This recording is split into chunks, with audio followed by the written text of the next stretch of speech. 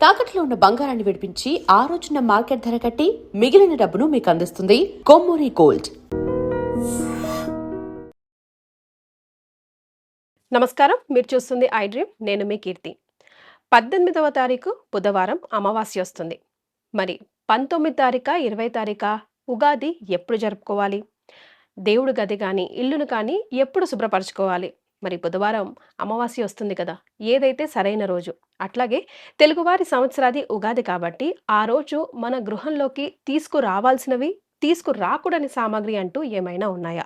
ఈ వివరాలు తెలియజేయడానికి మనతో పాటు ప్రముఖ ఆస్ట్రాలజర్ బ్రహ్మశ్రీ నందిబట్ల శ్రీహరి శర్మ గురువు గారు ఉన్నారు. నమస్తే గురుగారు. వాగర్థావివ సంపృక్తౌ వాగర్థ ప్రతిపత్తయే జగతః పితరౌ వందే పార్వతీ పరమేశ్వరౌ ఆదిత్యాయ చ సోమాయ మంగళాయ బుధాయ చ గురుశుక్రశనిభ్యశ్చరాహవే కేతవే నమః. శృంగేరి జగద్గురు పీఠాధిపతులకి, కంచి పీఠాధిపతులకి నమస్కారములు తెలియజేసుకుంటూ కార్యక్రమాన్ని ప్రారంభిద్దాం. గురుగారు, 18వ తారీఖు అమావాస్య వస్తుంది కాబట్టి మరి ఇప్పుడు ఉగాది ఏ రోజు జరుపుకోవాలి? 19, 20 అన్న కన్ఫ్యూజన్ ఉంది గురుగారు. అదొకసారి దయచేసి క్లియర్ చేస్తారా? తప్పకుండానమ్మా. వీక్షించేటువంటి ఐ డ్రీమ్ ప్రేక్షకులకి ముందుగా నూతన సంవత్సర పరాభవ యుగాది శుభాకాంక్షలు. మీకు, మీ యాజమాన్యానికి కూడా ధన్యవాదాలు గురుగారు. మీకు కూడాను. మనకు ఎప్పుడూ లేనటువంటిది ఎప్పుడు కూడా పండుగల విషయంలోనే మనకు కాస్త ఈ మధ్య కాలంలో ఎక్కువగా, అంటే confusion దీపావళి, వచ్చేస్తుంది. జన్మాష్టమి, అలాగే శ్రీరామనవమి, ఇలా కొన్ని సందర్భాలుగా ఏ సమయాలు కాస్త క్యాల్కులేషన్స్లో ఉంటుంది. హ్మ్. ఈసారి కూడా ఉగాది పరాభవనామ సంవత్సరంగా ఉగాది మనకు ఎప్పుడు జరుపుకోవాలి? ఎందుకనంటే చాలామంది వీక్షించేటువంటి ఐ డ్రీమ్ ప్రేక్షకులు కూడా ఉన్నటువంటి ఒక ఆలోచన ఏంటంటే, సూర్యోదయానికి ఏ తిథి ఉంటే ఆ తిథికి మనం ఫిక్స్ అయిపోతాం. హ్మ్. కాబట్టి 18వ తారీఖు రోజున ఉదయం 8 గంటల తర్వాత అమావాస్య వస్తుంది. హ్మ్. 19వ తారీఖు ఉదయం 6:52 వరకు ఈ యొక్క అమావాస్య ఉంది. ఓహో. అంటే సూర్యోదయానికే అమావాస్య ఉంది. హ్మ్. అయితే మనకు అమావాస్య సందర్భంగా మనకు తెల్లవారి మళ్ళీ మనకు సూర్యోదయానికి ఉందా పాడ్యమి అని అంటే హ్మ్. లేదు. ఆహా. కాబట్టి ఈ యొక్క 19వ తారీఖు రోజునే మనం ఉగాది అనేటువంటిది జరుపుకోవాలి. ముఖ్యంగా అమావాస్య ఎప్పుడు కూడా మధ్యాహ్నం వరకు వ్యాప్తమై ఉన్నప్పుడే ఆ తిథిని పరిగణలో. అమావాస్య తిథిగా మనం పరిగణించాలి. ఓకే. కొన్ని తిథులు పూర్తిగా పగలు వ్యాప్తంగా ఉండాలి. కొన్ని తిథులు ప్రదోషకాలానికి ఉండాలి. ఇప్పుడు ఉదాహరణకి చవితి తిథి సాయంకాల ప్రదోషకాలం ఉన్నప్పుడే సంకష్టహర చతుర్థి చేసుకోవాలి, ఉదయం పూట తృతీయ ఉన్న. హుహుహు. అలాగే శివరాత్రికి సంబంధించి కూడా రాత్రి సమయంలో ఎక్కువ శాతం చతుర్దశి ఉంటేనే మహాశివరాత్రి కానీ మహాశివరాత్రి కానీ మనం చెప్పుకుంటామమ్మా. గురుగారు. అలాగే ఈ యొక్క అమావాస్యకి మధ్యాహ్నము వ్యాప్తమై ఉండాలి తిథి. కాబట్టి ఉదయం సూర్యోదయం అయిన తర్వాత కొద్ది నిమిషాల పాటు మాత్రమే ఈ సంబంధించినటువంటి తిథి వ్యాప్తమై ఉంది. పాడ్యమి తిథి అంతా ఈ 19వ తారీఖు ఉంది. కాబట్టి వీక్షించేటువంటి ప్రేక్షకులు నిర్మోహమాటంగా మనం 19వ తారీఖు రోజునే ఉగాది జరుపుకోవాలి.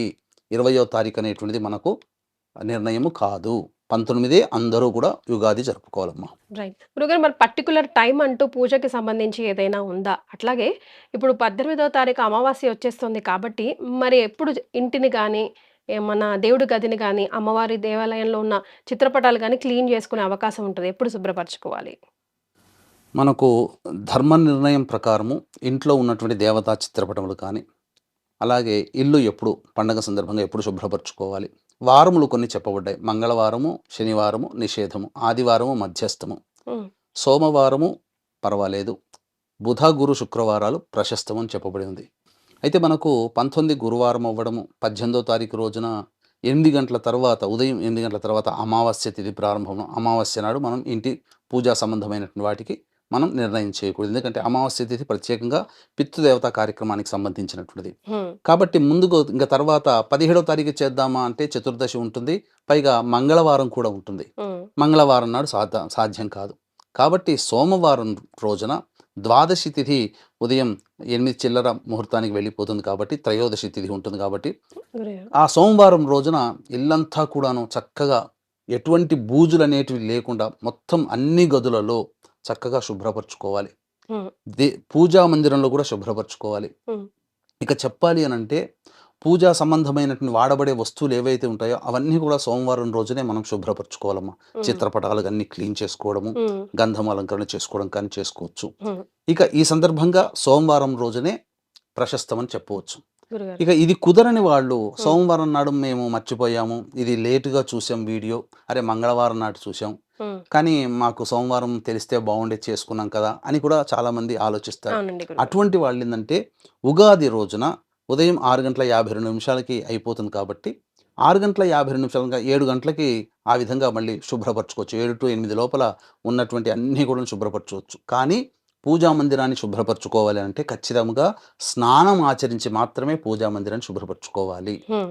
కొంతమంది తెలియకుండా కడిగేది కదా అని చెప్పేసేసని పొద్దున్నే లేచి కడిగేసేస్తుంటారు. ఆ విధంగా చేయకూడదు. 19వ తారీఖు రోజున శుభ్రపరచుకోవాలి పూజా సంబంధమైనటువంటి విషయాల్లోనంటే ఖచ్చితంగా 6:52 అంటే 7 గంటలకు వేసుకోండి. హ్మ్. 7 గంటల తర్వాతనే పూజా మందిరం వస్తువుల్ని ముట్టుకొని స్నానం ఆచరించి శుభ్రపరచుకోవాలమ్మా. యెస్. గురుగారు ఇంటిని కూడా, గృహాన్ని కూడా శుభ్రం పరచడానికి పర్టిక్యులర్‌గా మీరొక విధి విధానం చెప్తూ ఉంటారు. ఒకసారి ఐ డ్రీమ్ ప్రేక్షకులకు కూడా గుర్తు చేయండి గురుగారు. తప్పకుండానంటే ఇంటిని శుభ్రపరచుకునే విధానం అనేటువంటిది ఏంటంటే మన ఇంట్లో ఉన్నటువంటి నెగెటివ్ ఎనర్జీ, ఆ నెగెటివ్ ఎనర్జీ అంతా కూడాను పూర్తిగా తొలగిపోయి పాజిటివ్ ఎనర్జీ రావడం కోసం. అంటే పాజిటివ్ ఎనర్జీ అంటే ఎలా వస్తుంది? నెగెటివ్ ఎనర్జీ పోతే దేవతా శక్తి మన ఇంట్లోకి ప్రవేశిస్తుంది. ఆ దేవతా శక్తి చాలా సున్నితమైందమ్మా దేవతా శక్తి. ఎత్ర శుచిః తత్ర దేవతాః.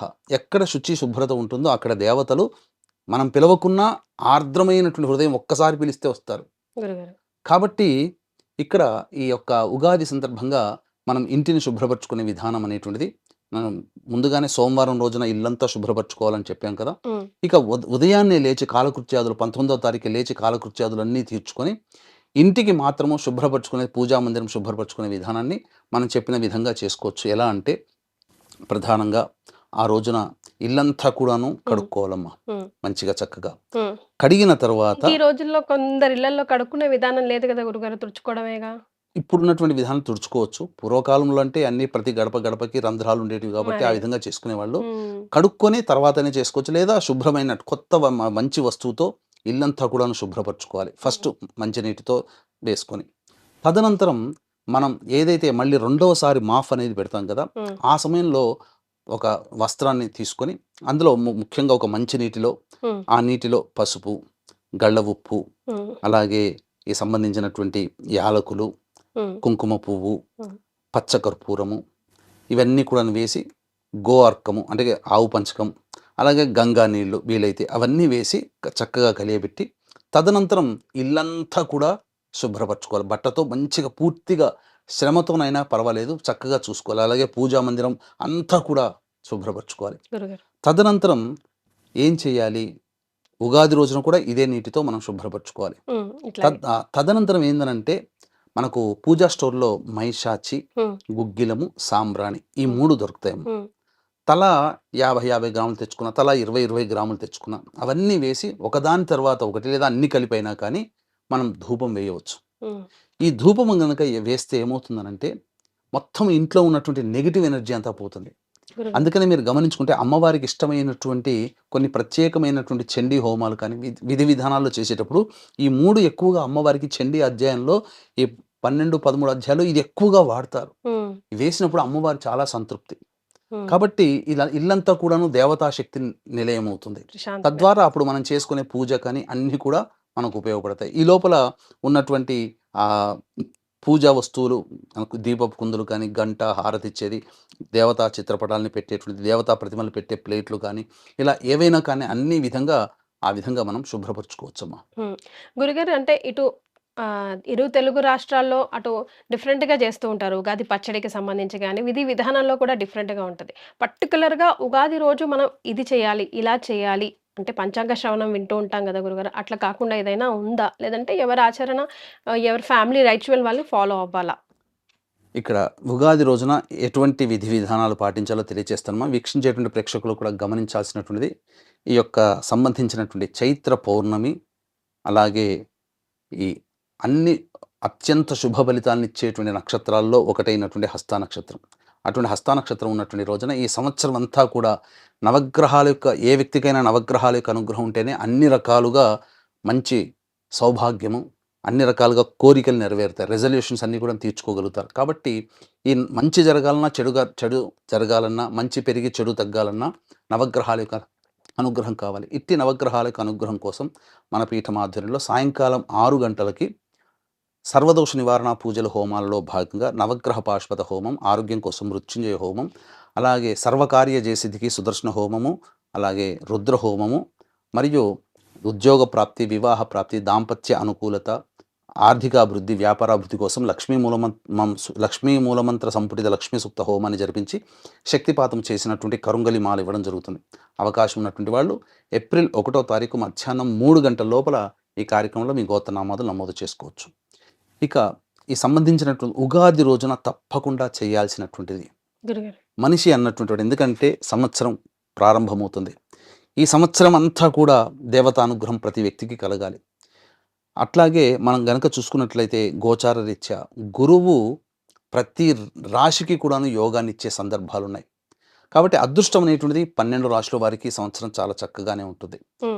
కాబట్టి ఇక్కడ మనం చేయాల్సినటువంటిది పుణ్యం కొద్దీ పురుషుడు, దానం కొద్దీ బిడ్డ అంటారు కదమ్మా. మనము ఏ జన్మలలో మనం కష్టాలు పాపం చేశామో ఈ జన్మల్లో కష్టాలు పడుతున్నాం. మళ్ళీ ఈ జన్మల్లో కష్టాలు పడుతున్నప్పుడు భగవంతుడు చూస్తాడు. ఇక్కడ ఆ సంబంధించినటువంటి ఆ వ్యక్తి యొక్క పుణ్యరాశి ఏమన్నా ఉందా? పుణ్యరాశి ఉన్నప్పుడు ఆ కష్టాల యొక్క సాంద్రత తగ్గుతుంది. అంటే ఎక్కువ కష్టపడడం తగ్గుతుంది. కాబట్టి పుణ్యం పెంచుకునే ప్రయత్నం చేయాలి. ఉగాది రోజున ముఖ్యంగా బీదలకి అన్నదానం కానీ, వస్త్రదానము కానీ, ఎవరికైనా ఆపన్న హస్తులు ఎవరికైనా కానీ ఈ సంబంధించినటువంటిది దానాది కార్యక్రమాలు చేయాలి. కడుపు నిండా అన్నం పెట్టండి. 10 మందికి పిలిచి ఎవరైనా రోడ్డు మీద ఉంటారు, అన్నార్థులు దేవాలయాల దగ్గర ఉంటారు, ప్రార్థనా మందిరాల దగ్గర ఉంటారు. వాళ్ళకి జాతి, కుల, మత విచక్షణ అనేది లేకుండా అందరికీ అన్నదానం చేయండి. శక్తి కొలది, ఇంతే చేయాలని ఏమీ లేదు. ఆ విధంగా మంచి చేయడం అనేటువంటిది. తర్వాత ముఖ్యంగా ఈ ఉగాది రోజున అవకాశం ఉంటే సాయంకాలానికి సినిమాలకి వాటికి వీటికి ఇట్లా వెళ్లకుండా వృద్ధాశ్రమాలకు వెళ్ళి ఆ వృద్ధులను పలకరించరండి. వాళ్ళకి మీ చేతనైనంత పండ్లు, తినే పదార్థాలు ఇచ్చిరండి. తప్పకుండా గురువు చాలా అనుకూలిస్తాడు. ముఖ్యంగా ఈ ఉగాది రోజున ఇంకా అవకాశం ఉంటే దేవతా ఆలయాన్ని సందర్శించాలి. ఏదో జనవరి 1 వచ్చిందని చెప్పేసి మొత్తం క్యూలు కట్టుకుంటూ పోవడం కంటే కూడా అది వాళ్ళకి సంబంధించిన న్యూ ఇయర్, కానీ మనకు సంబంధించినది కాబట్టి మన ఇష్టదేవత దేవాలయానికి వెళ్ళి చక్కగా ఆ దేవత అనుగ్రహాన్ని పొందే ప్రయత్నం, అందరి పేరు మీద కూర్చొని పిల్లా పాపలతో ఆ అర్చనాది కార్యక్రమాలు, దేవుని యొక్క అనుగ్రహాన్ని సంపాదించుకోవడం, అక్కడ కొద్దిసేపు గడిపి రావడం, ఒక పాజిటివ్ వైబ్ అనేది మన శరీరంలో వస్తుందమ్మ. అదంతా కూడా ఎందుకనంటే ఆ ఉగాది మనకు వసంత ఋతువులో మొదటి రోజు కాబట్టి ఆ దేవతానుగ్రహం ప్రతిదీ ఉంటుంది. ముఖ్యంగా ఈ ఉగాది రోజున అమ్మవారి దేవాలయానికి లలిత కానీ, దుర్గా కానీ, రాజేశ్వరి అమ్మవారి కానీ ఖచ్చితంగా వెళ్ళి రావాలి. లేదా లక్ష్మీ అమ్మవారి దేవాలయానికైనా, ఏ దేవాలయానికైనా అమ్మవారి దేవాలయానికి వెళ్ళి రావాలమ్మా. ఎందుకంటే లలిత నవరాత్రులు ప్రారంభమవుతాయి. లలిత అంటే ఎవరే లేరు, మహాకాళి, మహాలక్ష్మి, మహాసరస్వతి, ముగ్గురమ్మల స్వరూపం. కాబట్టి ఆ యొక్క అమ్మవారి దేవాలయానికి వెళితే లలితా నవరాత్రులు ప్రారంభమవుతాయి. కాబట్టి మొట్టమొదటిగా అమ్మవారి అనుగ్రహం పొందామంటే ఇక మనకి ఈ సంవత్సరంలో సాధించదంటూ ఏది లేదమ్మా. రైట్ గురుగారు, తెలుగువారి సంవత్సరాదే కాబట్టి ఆ రోజు ముఖ్యంగా ఇంట్లోకి తీసుకురావాల్సిన వస్తువులు, తీసుకురాకూడదు అస్సలు అన్న వస్తువులు ఏమైనా ఉన్నాయా? సంబంధించి చూసుకుంటే ఆ రోజున గురువారం ఉదయం 9 to 10 శుక్రహోరం ఉంటుంది. అయితే 9 గంటల 37 నిమిషాల వరకు దుర్ముహూర్తం ఉంది. కాబట్టి 9 గంటల 40 నిమిషాల నుంచి 10 గంటల లోపల వృషభ లగ్నం ఉంటుంది. లగ్నాధిపతి లాభంలో ఉంటాడు, రవి కూడా లాభంలో ఉంటాడు. ఈ రవి లగ్న ముహూర్తానికి రవి లాభంలో ఉంటే ఏకాదశార్క యోగము అని అంటారు. కాబట్టి 9:40 నుంచి 10 గంటల మధ్యకాలంలో మనకు సాధ్యమైనంతగా లక్ష్మీప్రదమైనటువంటి వస్తువుల్ని మనం తెచ్చుకోవాలి. లక్ష్మీప్రదమైనటువంటి వస్తువుల్లో మొట్టమొదటిది అందరికీ ఆడవాళ్ళకి తెలిసిందే ఉప్పు, తర్వాత చీపురు కట్ట, గళ్ళుప్పు, చీపురు కట్ట, అలాగే దక్షిణావృత శంఖము, దేవతా చిత్రపటం ఏదైనా కొనుక్కరావచ్చు ఆ సమయంలో. ఎందుకనంటే శుక్రహోర ఉంటుంది. ఆ ముహూర్త సమయంలో ఏదైనా దేవతా చిత్రపటం కొనుక్కోండి, మంచిది, చాలా మంచిది. అలాగే దేవత సంబంధించినటువంటి దీపారాధన కుందులు కానీ, ఇనుప వస్తువులు కాకుండా ఇవి సంపాదించుకొని పెట్టుకోవచ్చు. ఆ సంబంధించినటువంటి వస్తువులన్నీ తెచ్చుకొని మనం వాడడం కనుక మొదలు పెట్టుకున్నాం. పసుపు ముఖ్యంగా తీసుకోవాలి.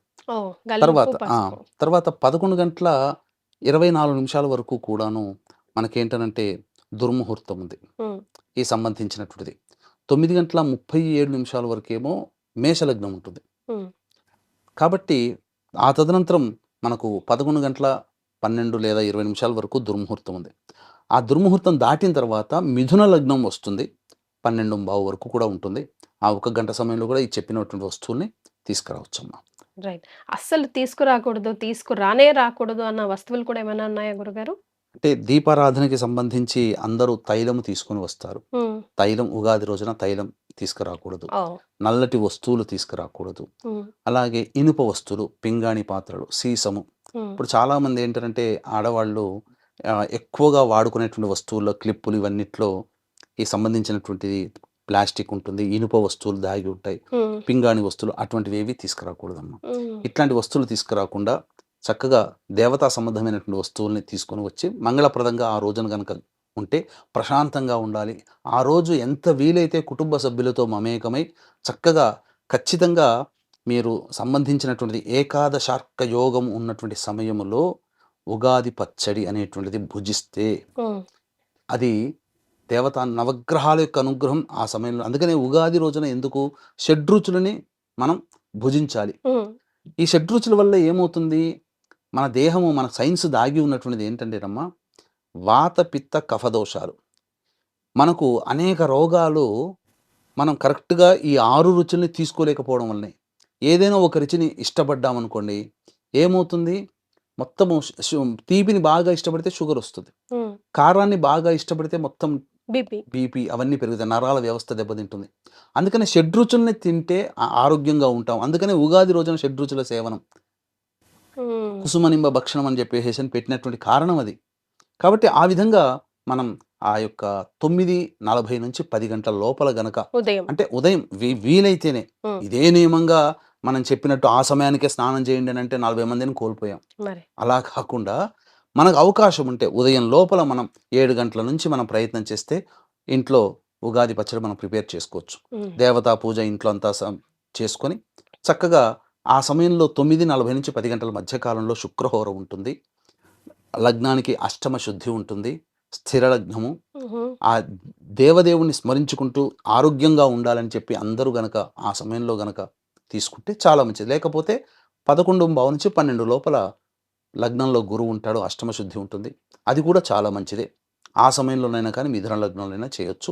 వరుసగా శుక్రహోర, బుధహోర, చంద్రహోర వరుసగా ఉండేటువంటి హోరలు మంచివే. హ్మ్. కానీ 10 గంటల 9 నిమిషాల నుంచి 11 గంటల 12 నిమిషాల వరకు సమయం మంచిగా లేదు. దుర్ముహూర్తం ఉన్నటువంటి సమయం వర్జించాలి. ఓకే. రైట్ గురుగారు. చాలా సంతోషమండి. అంటే ఉగాది ఎప్పుడు చేసుకోవాలి? ఇల్లుని, చిత్రపటాల్ని ఎప్పుడు మనం శుభ్రపరచుకోవాలి? అసలు ఏమి తీసుకురావాలి ఇంట్లోకి, తీసుకురాకూడదు. ఇదంతా పెద్ద కన్‌ఫ్యూజన్ ఉంటది ఎప్పటికి కూడా.